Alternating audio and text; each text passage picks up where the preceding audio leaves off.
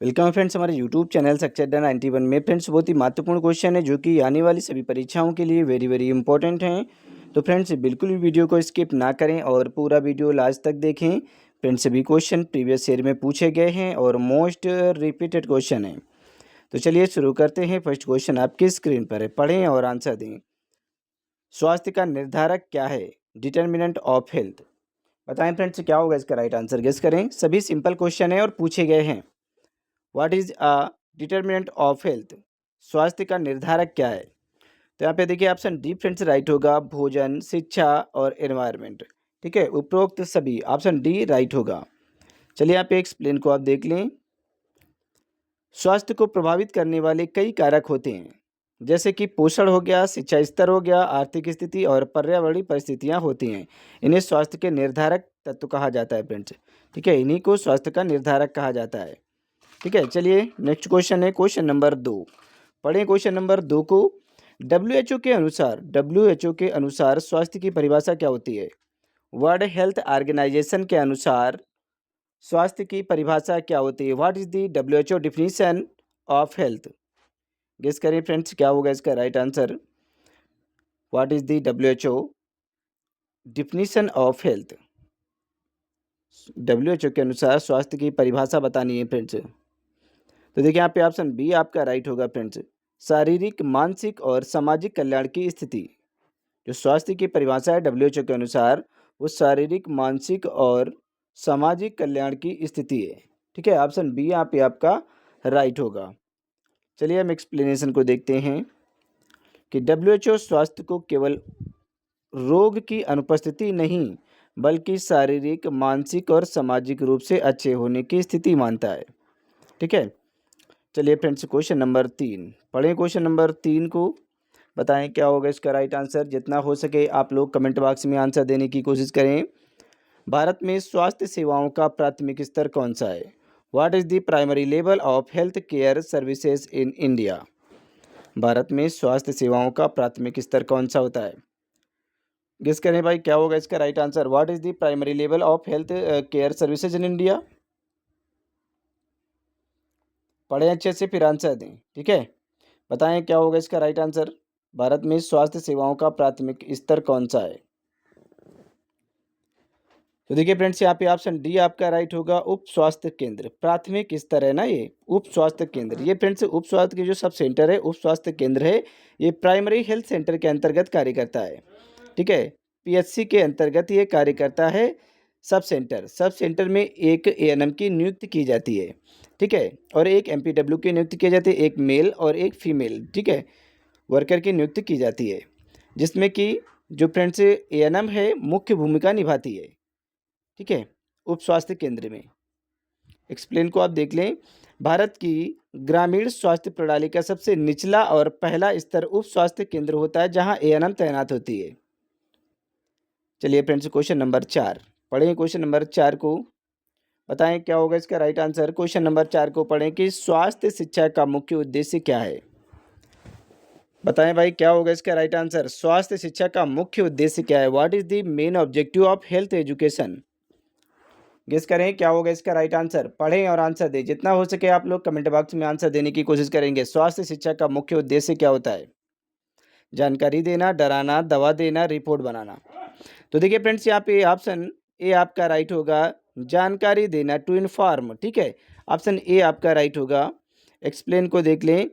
स्वास्थ्य शिक्षा का उद्देश्य लोगों को स्वास्थ्य के बारे में जानकारी देकर उनके व्यवहार में सकारात्मक परिवर्तन लाना होता है।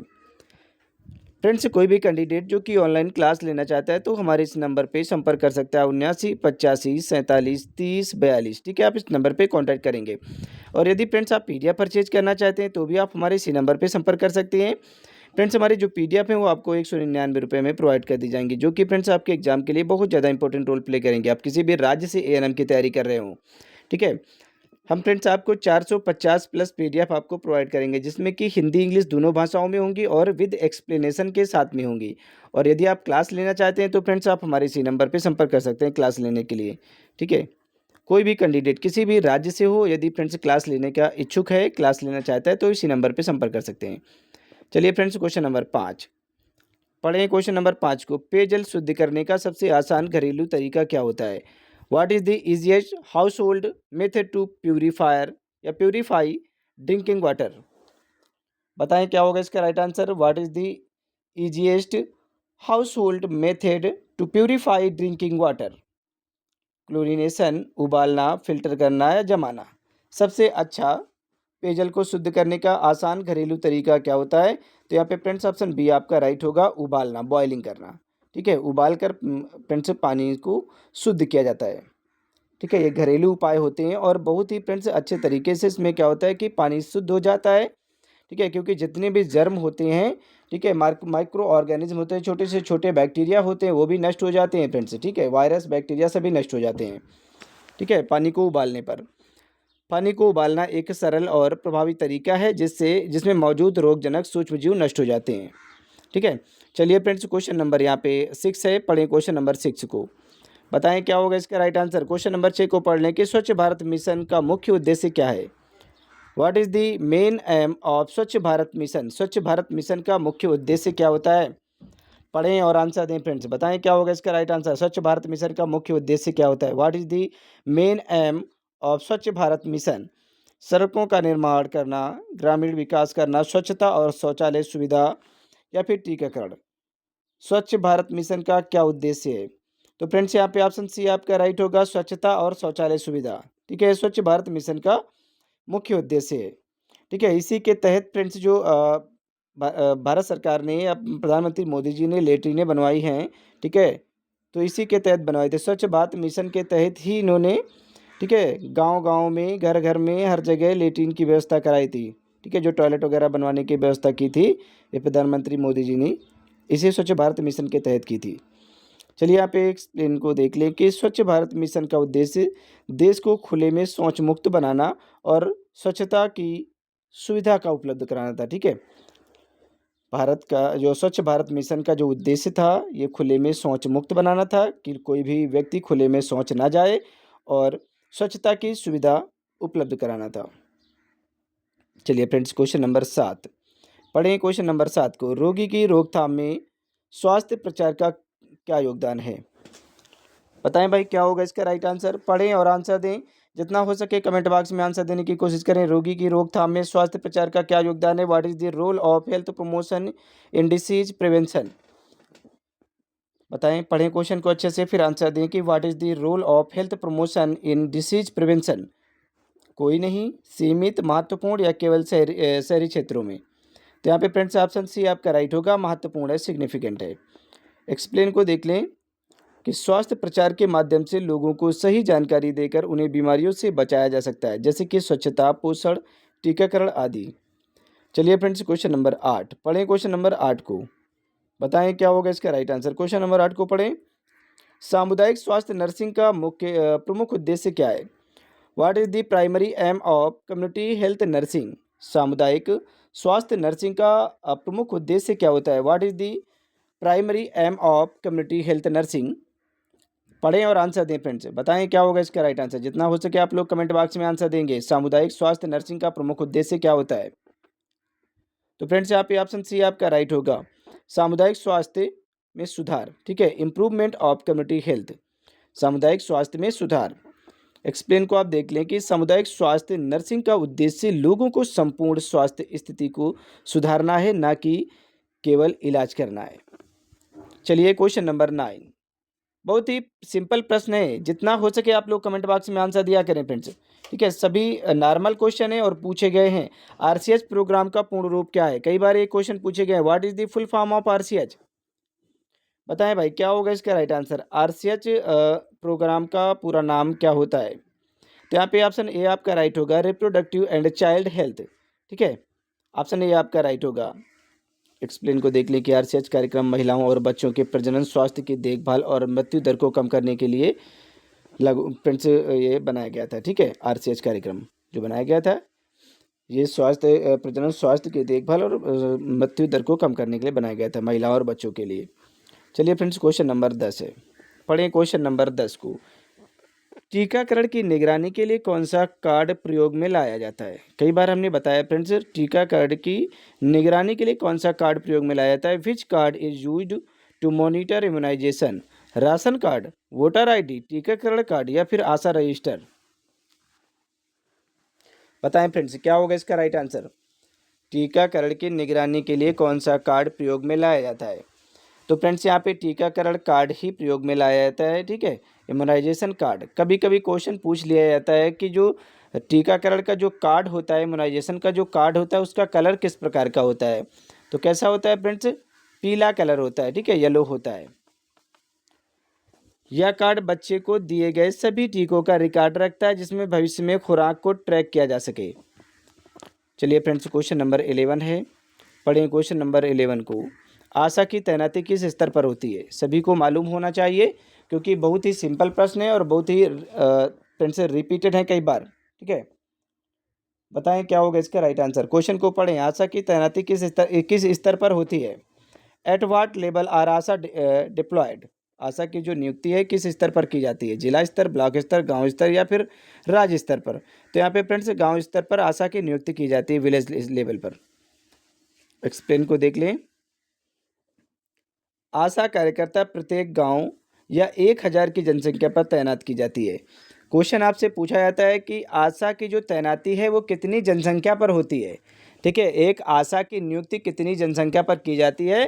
तो आपका आंसर होगा 1000 की जनसंख्या पर एक आशा की नियुक्ति की जाती है, ठीक है, जो स्वास्थ्य सेवाएं और जागरूकता फैलाती है, और ये विलेज लेवल पर काम करती है। फ्रेंड्स, कोई भी कैंडिडेट जो कि ऑनलाइन क्लास लेना चाहता है तो हमारे इस नंबर पे संपर्क कर सकता है, 79 85 47 30 42, ठीक है। आप इस नंबर पे कांटेक्ट कर सकते हैं क्लास लेने के लिए। और यदि आप पीडीएफ परचेज करना चाहते हैं तो भी आप इसी नंबर पे संपर्क करेंगे। हमारी जो पीडीएफ है आपको 199 रुपये में प्रोवाइड कर दी जाएंगी, जो कि फ्रेंड्स आपके एग्जाम के लिए बहुत ज़्यादा इंपॉर्टेंट रोल प्ले करेंगी, किसी भी राज्य से हो आप अगर एएनएम की तैयारी कर रहे हैं तो, ठीक है। चलिए फ्रेंड्स, पढ़ें क्वेश्चन को। फैमिली प्लानिंग का उद्देश्य क्या है? फैमिली प्लानिंग का उद्देश्य क्या है? What is the objective of family planning? Family planning का मुख्य उद्देश्य क्या होता है? क्वेश्चन को अच्छे से पढ़ लेंगे फिर आंसर देंगे। What is the objective of family planning? बांझपन का इलाज, अधिक बच्चों को जन्म देना, जनसंख्या नियंत्रण, गर्भपात कराना। फैमिली प्लानिंग का उद्देश्य क्या होता है? तो देखिए फ्रेंड्स, यहाँ पे ऑप्शन सी आपका राइट होगा, जनसंख्या नियंत्रण, पॉपुलेशन कंट्रोल, ठीक है। ये फैमिली प्लानिंग का उद्देश्य होता है। एक्सप्लेन को देख लें। परिवार नियोजन का उद्देश्य परिवार के सदस्यों की संख्या और समय को नियंत्रित करना है, तभी ताकि सभी को बेहतर स्वास्थ्य सुविधाएं मिल सकें। चलिए फ्रेंड्स, क्वेश्चन नंबर यहाँ पे 13 है, 13 नंबर क्वेश्चन है, पढ़ें और आंसर दें। बताएं क्या होगा इसका राइट आंसर? क्वेश्चन नंबर 13, जन स्वास्थ्य की प्राथमिक इकाई क्या होती है? जन स्वास्थ्य की प्राथमिक इकाई बताना है। बताएं आप लोग क्या होगा इसका राइट आंसर? जन स्वास्थ्य की प्राथमिक इकाई क्या होती है? What is the primary unit of public health? पढ़ें और आंसर दें, जितना हो सके आप लोग कमेंट बॉक्स में आंसर देंगे। जन स्वास्थ्य की प्राथमिक इकाई क्या होती है? क्या होती है? अभी आपने पढ़ा था इसके बारे में, ठीक है, बस थोड़ा सा तरीका चेंज हो जाता है पूछने का, ठीक है। तो यहाँ पे क्या होगा? उप स्वास्थ्य केंद्र। जन स्वास्थ्य की जो प्राथमिक इकाई होती है वो क्या है? सब सेंटर होता है जहाँ पर एएनएम नियुक्त की जाती है। उप स्वास्थ्य केंद्र जन स्वास्थ्य सेवाओं की बुनियादी इकाई होती है जहाँ पर एएनएम की तैनाती रहती है। चलिए फ्रेंड्स, क्वेश्चन नंबर 14 है, 14 नंबर क्वेश्चन है, आप लोग पढ़ें और आंसर दें। स्वास्थ्य सेवा का द्वितीयक स्तर कौन सा होता है? बताएं फ्रेंड्स, क्या होगा इसका राइट आंसर? स्वास्थ्य सेवा का द्वितीयक स्तर कौन सा होता है? What is the secondary level of health care? बताएं भाई, क्या होगा इसका राइट आंसर? स्वास्थ्य सेवा का द्वितीयक स्तर बताना है। स्वास्थ्य सेवा का द्वितीयक स्तर कौन सा होता है? तो देखिए फ्रेंड्स, यहाँ पे ऑप्शन बी आपका राइट होगा। स्वास्थ्य सेवा का द्वितीयक जो स्तर है वो सामुदायिक स्वास्थ्य केंद्र है, कम्युनिटी हेल्थ सेंटर है, अर्थात CHC, ठीक है, कम्युनिटी हेल्थ सेंटर होता है, यह द्वितीयक सेंटर होता है। पहला कौन होता है? PHC होता है, प्राइमरी हेल्थ सेंटर होता है, ठीक है। पहला प्राइमरी हेल्थ सेंटर होता है, दूसरा CHC होता है, ठीक है, कम्युनिटी हेल्थ सेंटर। जो फ्रेंड्स जो PHC है, PHC के अंतर्गत सब सेंटर काम करता है। AHC, ठीक है, जो फ्रेंड्स सब सेंटर होता है ये प्राइमरी हेल्थ सेंटर के अंतर्गत काम करता है। इसमें एएनएम की नियुक्ति की जाती है, जो कि हेड होती है सब सेंटर की। CHC कम्युनिटी हेल्थ सेंटर द्वितीयक स्तर की सेवाएं प्रदान करता है, जिसमें विशेष सेवाएं जैसे कि प्रसव, सर्जरी, आपातकालीन देखभाल आदि शामिल होते हैं। चलिए क्वेश्चन नंबर यहाँ पे 15 है, पढ़ें क्वेश्चन नंबर 15 को और आंसर दें। बताएं क्या होगा इसका राइट आंसर कि गर्भवती महिलाओं को आयरन की गोली कब दी जाती है। When is iron tablet given to pregnant women. गर्भवती महिलाओं को आयरन की गोली कब दी जाती है फ्रेंड्स। पढ़ें और आंसर दें। सभी सिंपल प्रश्न हैं, ठीक है, जितने भी हैं सिंपल हैं, बहुत बार पूछे गए हैं सभी। गर्भवती महिलाओं को आयरन की गोली कब दी जाती है, पहले महीने से, 3 महीने बाद, प्रसव के समय या फिर केवल प्रसव के बाद। तो यहाँ पे फ्रेंड्स ऑप्शन बी आपका राइट होगा, तीसरे महीने से, ठीक है, आफ्टर 3 मंथ, तीसरे महीने से आयरन की गोलियाँ दी जाती हैं। चलिए यहाँ पे एक्सप्लेन को देख लें। गर्भावस्था के दूसरे तिमाही से लगभग 3 महीने बाद आयरन फोलिक एसिड की गोलियां दी जाती हैं ताकि यहाँ पे एनीमिया से बचा जा सके, ठीक है। एनीमिया से मतलब कि कमजोरी अर्थात खून की कमी से बचा जा सके, ठीक है। अगर एनीमिया की कमी होगी मतलब कि खून की कमी होगी, खून की कमी होगी तो फ्रेंड्स कमजोरी होगी, ठीक है। इस वजह से कमजोरी से बचने के लिए अर्थात खून की कमी से बचने के लिए 3 महीने बाद आयरन की गोलियां स्टार्ट कर दी जाती हैं। चलिए फ्रेंड्स क्वेश्चन नंबर यहाँ पे 16 है, 16 नंबर क्वेश्चन है, पढ़ें और आंसर दें। जितना हो सके ज़्यादा से ज़्यादा आप लोग कमेंट बॉक्स में आंसर देंगे। नेशनल हेल्थ मिशन की शुरुआत कब की गई थी। NHM, ठीक है, यहाँ पे NHM की बात की जा रही, NHM नेशनल हेल्थ मिशन, ठीक है। When was national health mission launched, इसकी शुरुआत कब की गई थी। बताएं फ्रेंड्स क्या होगा इसका right answer. National health mission की शुरुआत कब की गई थी। नेशनल हेल्थ मिशन की शुरुआत कब हुई थी। When was national health mission launched. तो फ्रेंड्स ये 2005 में लॉन्च किया गया था, ठीक है। इसकी जो शुरुआत है वो 2005 में हुई थी, 2005 में। एक्सप्लेन को देख ले कि NHM की शुरुआत भारत सरकार ने वर्ष 2005 में की थी, जिसमें ग्रामीण और शहरी क्षेत्रों में स्वास्थ्य सेवाओं को बेहतर किया जा सके। चलिए फ्रेंड्स क्वेश्चन नंबर यहाँ पे 17 है, पढ़ें क्वेश्चन नंबर 17 को। IMNCI कार्यक्रम में आई का क्या मतलब होता है। कई बार आपने पढ़ा होगा क्योंकि ये फुल फॉर्म कई बार पूछा जा चुका है। IMNCI का मतलब क्या होता है friends. What does I in IMNCI stand for. Improvement, integrated, immediate या फिर इम्यूनाइज्ड। क्या होता है फ्रेंड्स, बताएं भाई क्या होगा इसका राइट आंसर गेस करें। जितना हो सके ज़्यादा से ज़्यादा आप लोग कमेंट बॉक्स में आंसर देंगे। तो देखिए फ्रेंड्स यहाँ पे ऑप्शन बी आपका राइट होगा, इंटीग्रेटेड, ठीक है, ऑप्शन बी राइट होगा, इंटीग्रेटेड। चलिए यहाँ पे एक्सप्लेनेशन को आप देख लें कि IMNCI का मतलब है integrated management of neonatal and childhood illness, या बच्चों के समग्र उपचार की रणनीति है फ्रेंड्स, ठीक है, IMNCI। चलिए यहाँ पे क्वेश्चन नंबर 18 है, पढ़ें क्वेश्चन नंबर 18 को और बताएं क्या होगा इसका राइट आंसर। देखिए फ्रेंड्स ये जितने भी क्वेश्चन हैं सभी पूछे गए हैं, ऐसा कोई क्वेश्चन नहीं है जो आया हुआ ना हो, पूछा ना गया हो। इसलिए सभी लोग जितना हो सके कमेंट बॉक्स में आंसर दिया करें। जनसंख्या नीति 2000 का लक्ष्य क्या था। ये पूछा जा रहा है कि जनसंख्या नीति 2000 का लक्ष्य क्या रखा गया था। What was the aim of population policy 2000। तो देखिए फ्रेंड्स यहाँ पे जनसंख्या स्थिरीकरण रखा गया था, पॉपुलेशन स्टेबलाइजेशन। ऑप्शन बी आपका राइट होगा। एक्सप्लेनेशन को देख लें। इस नीति का उद्देश्य 2045 तक जनसंख्या को स्थिर करना और स्वास्थ्य सेवाओं को बेहतर बनाना है, ठीक है फ्रेंड्स। चलिए क्वेश्चन नंबर यहाँ पे 19 है, पढ़ें क्वेश्चन नंबर 19 को। RNTCP किस रोग से संबंधित है। RNTCP is related to which disease. Guess करें क्या होगा इसका राइट आंसर। RNTCP किस रोग से संबंधित है। RNTCP is related to which disease. पढ़ें और आंसर दें, जितना हो सके कमेंट बॉक्स में आंसर देने की कोशिश करें। RNTCP, देखिए फ्रेंड्स इसका जो RNTCP है इसका पूरा नाम revised national tuberculosis control programme है, ठीक है। ये TB के लिए चलाया गया कार्यक्रम था, RNTCP, ठीक है। RNTCP जो है ये फ्रेंड्स ट्यूबरक्लोसिस के लिए प्रोग्राम चलाया गया था, ठीक है, जिसको अब बदल कर दिया गया है फ्रेंड्स। इसका दूसरा नाम बदलकर इसका दूसरा नाम रख दिया गया है। इसका नाम रखा गया NTEP, ठीक है, NTEP रख दिया गया है। इसका नाम चेंज करके पहले RNTCP के नाम से जाना जाता था और इसका नाम बदल के कर दिया गया NTEP, national tuberculosis eradication programme, ठीक है। और ये किससे संबंधित है, तपेदिक से संबंधित है, ठीक है फ्रेंड्स। ये 6 रोग तथा TB रोग से संबंधित है, RNTCP। Revised national tuberculosis control programme, इसका पूरा नाम अभी भी पूछा जाता है, ठीक है, इसका पूरा नाम पूछ लिया जाता है।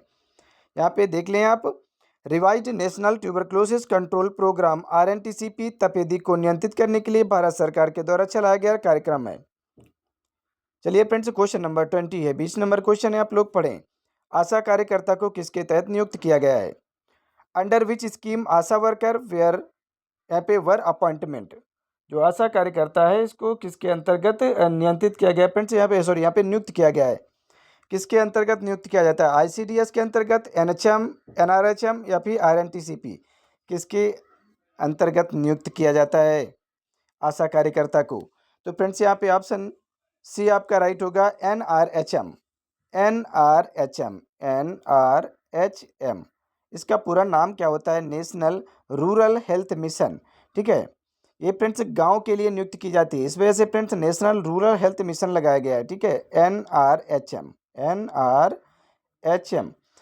यदि फ्रेंड्स शहरी क्षेत्रों में नियुक्त की जाती है तो फ्रेंड्स NUHM होता है, नेशनल अर्बन हेल्थ मिशन होता है, बट यहाँ पे NRHM है, ठीक है, ऑप्शन सी यहाँ पे राइट होगा। एक्सप्लेन को देख लें कि नेशनल रूरल हेल्थ मिशन 2005 के अंतर्गत आशा कार्यकर्ताओं की नियुक्ति की गई, जो कि सामुदायिक स्वास्थ्य सेवाओं में सहयोग करती हैं, ठीक है। चलिए फ्रेंड्स, क्वेश्चन नंबर 21 है, पढ़ें क्वेश्चन नंबर 21 को। ORS मुख्य उद्देश्य क्या है? ORS का मुख्य उद्देश्य क्या होता है? पढ़ें और आंसर दें, जितना हो सके आप लोग कमेंट बॉक्स में आंसर देने की कोशिश करें। ORS का मुख्य उद्देश्य क्या होता है? What is the main purpose of ORS? ORS का मुख्य उद्देश्य क्या होता है? बुखार कम करना, रक्तचाप बढ़ाना, निर्जलीकरण को रोकना। तो यहाँ पे क्या होगा? निर्जलीकरण को रोकना, टू प्रिवेंट डिहाइड्रेशन, ठीक है। निर्जलीकरण जो हो जाता है फ्रेंड्स, डिहाइड्रेशन हो जाता है, पानी की कमी हो जाती है, उसको रोकने का काम कौन करता है? ORS, ओरल डिहाइड्रेशन सॉल्यूशन, ठीक है। एक्सप्लेन को देख लें कि ORS, ओरल डिहाइड्रेशन सॉल्यूशन, दस्त या उल्टी के कारण हुए जल की कमी, डिहाइड्रेशन को रोकने के लिए दिया जाता है, ठीक है, हाइड्रेटेड करने के लिए। फ्रेंड्स, कोई भी कैंडिडेट जो कि ऑनलाइन क्लास लेना चाहता है तो हमारे इस नंबर पे संपर्क कर सकता है, 79 85 47 30 42, ठीक है, आप इस नंबर पे संपर्क करेंगे। और यदि फ्रेंड्स आप PDF परचेज करना चाहते हैं तो भी इसी नंबर पे कांटेक्ट करेंगे। 199 में फ्रेंड्स हम PDF हमारी प्रोवाइड हो जाएंगे आपको, ठीक है, जो कि 450 प्लस PDF होंगी, जो कि फ्रेंड्स आपके एग्जाम के लिए बहुत ज़्यादा इंपॉर्टेंट रोल प्ले करेंगी। आप किसी भी राज्य से फ्रेंड्स तैयारी कर रहे हों, ठीक है, बहुत ज़्यादा इंपॉर्टेंट रोल प्ले करेंगी, बहुत महत्वपूर्ण साबित होंगी, और ये हिंदी इंग्लिश दोनों भाषाओं में होंगी और विद एक्सप्लेनेशन के साथ में होंगी। चलिए फ्रेंड्स, क्वेश्चन नंबर यहाँ पे 22 है, पढ़िए क्वेश्चन नंबर 22 को। IEC का पूर्ण रूप क्या होता है? What is the full form of IEC? बताएं फ्रेंड्स, क्या होगा इसका right answer? Question number 22, IEC का पूर्ण रूप क्या है? गेस करें, जितना हो सके कमेंट बॉक्स में आंसर दें। IEC का पूर्ण रूप क्या होता है? ठीक है, बताएं क्या होगा इसका राइट आंसर। तो देखिए यहाँ पे ऑप्शन ए आपका राइट होगा, IEC, information education and communication. क्या होगा? Information education and communication, option A आपका राइट होगा। IEC स्वास्थ्य कार्यक्रमों में एक महत्वपूर्ण रणनीति है जिसमें समुदाय में जागरूकता, शिक्षा और संचार के माध्यम से स्वास्थ्य व्यवहार सुधारा जाता है। चलिए फ्रेंड्स, क्वेश्चन नंबर 23 है, ठीक है, 23 नंबर क्वेश्चन है, आप लोग पढ़ें और आंसर दें, जितना हो सके कमेंट बॉक्स में आंसर दें, ठीक है। सभी रिपीटेड हैं क्वेश्चन और पूछे गए, और हमने सभी प्रश्नों को अच्छे से पढ़ा दिया है, कोई भी प्रश्न ऐसा नहीं है जिसको हमने पढ़ाया नहीं है। प्राथमिक स्वास्थ्य केंद्र PSC किस जनसंख्या के लिए होता है? PSC is meant for which population coverage? ये कितनी जनसंख्या के लिए प्राइमरी हेल्थ सेंटर होता है फ्रेंड्स? कितनी जनसंख्या को कवर करता है प्राइमरी हेल्थ सेंटर PSC? तो फ्रेंड्स यहाँ पे ऑप्शन सी आपका राइट होगा, ये 30,000 की जनसंख्या को कवर करता है, ठीक है। जो प्राइमरी हेल्थ सेंटर होता है ये 30,000 की जनसंख्या को कवर करता है। सामान्य रूप से एक PSC ग्रामीण क्षेत्रों में 30,000 जनसंख्या अर्थात हिली एरिया में 20,000 की होती है ये, ठीक है। मैदानी क्षेत्रों में, ग्रामीण क्षेत्रों में ये जो संख्या होती है ये 30,000 की जनसंख्या होती है, और हिली एरियाज में ये 20,000 की जनसंख्या में स्वास्थ्य सेवाएं प्रदान करता है। चलिए फ्रेंड्स, 24 नंबर क्वेश्चन है, आयोडीन की कमी से कौन सा रोग हो जाता है? आयोडीन की कमी से, which disease is caused by iodine deficiency? Iodine की कमी से कौन सा रोग हो जाता है? गेस करें फ्रेंड्स, क्या होगा इसका राइट आंसर? आयोडीन की कमी से कौन सा रोग हो जाता है? जितना हो सके कमेंट बॉक्स में आंसर दें। आयोडीन की कमी से कौन सा रोग हो जाता है? Which disease is caused by iodine deficiency? सभी को पता है फ्रेंड्स कि घेंघा रोग हो जाता है, ग्वाइटर हो जाता है, आयोडीन की कमी से ग्वाइटर हो जाता है। देखिए फ्रेंड्स, ये जो आपका डेंगू है, ये मच्छर के काटने से होता है, ठीक है, बट ये वायरल फीवर है, ठीक है। मच्छर के काटने से जो डेंगू फीवर है, ये फ्रेंड्स एक प्रकार का वायरल फीवर है। इसी को हड्डी तोड़ बुखार कहा जाता है, ब्रेक बोन फीवर, ठीक है फ्रेंड्स, डेंगू फीवर को। और इसके लिए कोई भी एंटीबायोटिक काम नहीं करती है। डेंगू जब फीवर आता है, आपको डेंगू बुखार आता है, तो इसमें किसी भी प्रकार की एंटीबायोटिक काम नहीं करती है। इसमें फ्रेंड्स केवल पैरासीटामोल ही दी जाती है बुखार को कम करने के लिए, क्योंकि जो पैरासीटामोल होती है ज्वरनाशी होती है, ठीक है। तो ये बुखार को कंट्रोल करने का काम करती है। टाइफाइड फ्रेंड्स ये बैक्टीरियल इन्फेक्शन से होता है। जो टाइफाइड है, ये बैक्टीरियल इन्फेक्शन से होता है, ठीक है, बैक्टीरिया से। और होता कैसे है फ्रेंड्स? ये आपके गंदगी से होता है, मतलब कि कंटामिनेटेड वाटर्स एंड फूड से होता है, ठीक है। टाइफाइड ये बैक्टीरियल इन्फेक्शन है, क्योंकि साल्मोनेला टाइफी के कारण होता है, ठीक है। और ये घेंघा रोग तो आपको मालूम है फ्रेंड्स कि किसकी कमी से होता है? आयोडीन की कमी से होता है। खसरा फ्रेंड्स जो मीजल्स है, ये भी वायरस से होता है। चलिए यहाँ पे एक्सप्लेन को देख लें कि आयोडीन की कमी से थायराइड ग्रंथि में सूजन आ जाती है, जिससे घेंघा हो जाता है। चलिए फ्रेंड्स, लास्ट क्वेश्चन है आपका 25 नंबर, पढ़ें और आंसर दें। स्वास्थ्य कार्यकर्ता की सबसे महत्वपूर्ण भूमिका क्या होती है? What is the most important role of a health worker? स्वास्थ्य कार्यकर्ता की महत्वपूर्ण भूमिका क्या होती है? गेस करें, जितना हो सके आप लोग कमेंट बॉक्स में आंसर दें, ठीक है। स्वास्थ्य कार्यकर्ता की सबसे महत्वपूर्ण भूमिका क्या होती है? What is the most important role of a health worker? दवा वितरण करना, रिकॉर्ड भरना, समुदाय में स्वास्थ्य शिक्षा देना, या फिर केवल टीकाकरण करना? तो यहाँ पे फ्रेंड्स ऑप्शन सी आपका राइट होगा, समुदाय में स्वास्थ्य शिक्षा देना, ठीक है, providing health education in community. Option C right होगा। एक्सप्लेनेशन को आप देख लें कि स्वास्थ्य कार्यकर्ता का मुख्य उद्देश्य समुदाय में स्वास्थ्य संबंधी जागरूकता फैलाना होता है, ताकि बीमारियों से बचाव हो सके, ठीक है फ्रेंड्स। ये आपका लास्ट क्वेश्चन था। और कोई भी कैंडिडेट जो कि ऑनलाइन क्लास लेना चाहता है, तो इस नंबर पे संपर्क कर सकता है, 79 85 47 30 42, ठीक है। और फ्रेंड्स, यदि आप पीडीएफ परचेज करना चाहते हैं, तो भी आप हमारे इसी नंबर पे संपर्क करेंगे। हमारी जो पीडीएफ है, वो आपको 199 रुपये में प्रोवाइड की जाएंगी, ठीक है। ये सभी फ्रेंड्स पीडीएफ आपको 450 पीडीएफ हम आपको देंगे, प्रोवाइड करेंगे, जो कि हिंदी इंग्लिश दोनों भाषाओं में होंगी और विद एक्सप्लेनेशन के साथ में होंगी। तो चलिए फ्रेंड्स, मिलते हैं नेक्स्ट क्लास में। तब तक के लिए bye bye and take care.